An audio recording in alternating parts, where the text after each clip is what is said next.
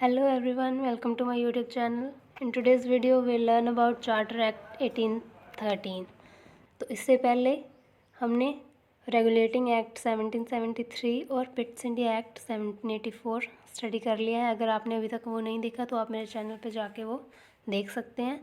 तो उसके बाद आता है charter act 1813, Pitt's India act के बाद। तो सबसे पहले हम देख लेते हैं कि एक्ट कब, क्यों और किसके द्वारा लाया गया। The East India Company Act also known as charter act 1813। तो इस the East India Company Act को ही चार्टर एक्ट 1813 बोलते हैं।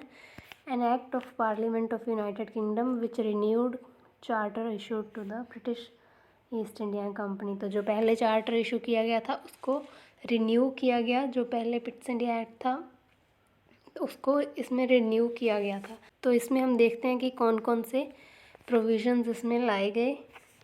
तो फर्स्ट है the companies commercial monopoly was ended except for T and trade with China. तो जो कंपनी थी ईस्ट इंडिया कंपनी, उसकी जो मोनोपोली थी वो ख़त्म कर दी गई थी। मोनोपोली मतलब उनका एकाधिकार था जो व्यापार करने का, कि सिर्फ वही इंडिया में व्यापार कर सकते हैं, वो जो ख़त्म कर दिया गया था इसके द्वारा। Except for T and trade with China, लेकिन चाय और चाइना के साथ व्यापार अभी भी ईस्ट इंडिया कंपनी के अंडर थे। मतलब अभी भी टी और ट्रेड विद चाइना पे ईस्ट इंडिया कंपनी की मोनोपोली थी, लेकिन बाकी सब चीज़ों से उनकी जो मोनोपोली थी वो ख़त्म कर दी गई थी कि अब कोई भी ब्रिटेन के मर्चेंट्स थे वो इंडिया में आसानी से व्यापार कर सकते थे। तो नेक्स्ट है it separated revenue from commercial trade and from British possessions in India. तो इसके साथ और नेक्स्ट क्या किया गया, जो कमर्शियल ट्रेड से और जो ब्रिटिश पोजेशन में टैक्स लगा के जो भी आमदन रेवेन्यू होती थी वो क्या कर दी गई, पहले एक साथ कलेक्ट की जाती थी, अब क्या किया, उन दोनों को अलग अलग कर दिया गया, सेपरेट कर दिया गया। कमर्शियल ट्रेड से जो उनको रेवेन्यू होती थी और जो ब्रिटिश टेरिटरीज से जिन पे ब्रिटेन का जो पोजेशन थी वहाँ पे भी जो टैक्सेस लगा के जो आमदन होती थी वो क्या थी, अब सेपरेट कर दी गई थी। नेक्स्ट है the Christian missionaries were allowed to preach in India. तो इसमें क्या बोला गया कि जो क्रिश्चियन मिशनरीज है वो अब इंडिया में भी आके अपने क्रिश्चियन रिलीजन का प्रसार कर सकती हैं। इंडिया में आकर वो अपने धर्म को प्रीच कर सकते हैं। नेक्स्ट है the foundation of modern Indian education system was set up by charter act of 1813। तो इसमें क्या किया गया, जो अब मॉडर्न इंडियन एजुकेशन है इसकी नींव रखी गई थी इस एक्ट में, एक्ट ऑफ 1813 में। कैसे, इसमें 1 लाख रुपीज़ एजुकेशन के लिए 1 लाख रुपए जो गवर्नमेंट को साइड पे रखने थे, कि हर बार जो है 1 लाख रुपीज़ गवर्नमेंट स्पेंड करेगी एजुकेशन को इम्प्रूव करने के लिए, एजुकेशन के ऊपर स्कूल नए खोलने के लिए।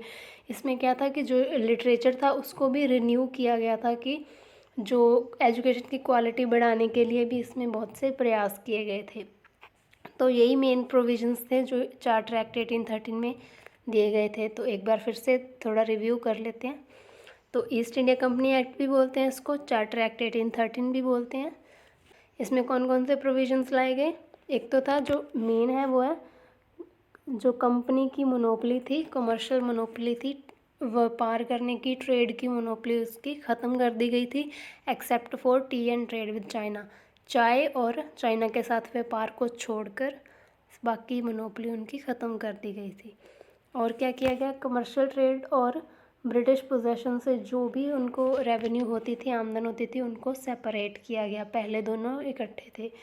और नेक्स्ट प्रोविज़न है जो क्रिश्चियन मिशनरीज थी उसको अलाउड किया गया कि वो इंडिया में आके क्रिश्चियन जो रिलीजन है उसका प्रसार कर सकती हैं। नेक्स्ट है तो मॉडर्न इंडियन एजुकेशन की इसमें नींव रखी गई। एजुकेशन के लिए 1 लाख रुपए अलग से रखे जाने लगे ताकि एजुकेशन को थोड़ा इम्प्रूव किया जा सके। तो मेन यही प्रोविजंस है इस एक्ट के। I hope it's useful for you. Thank you, thanks for watching.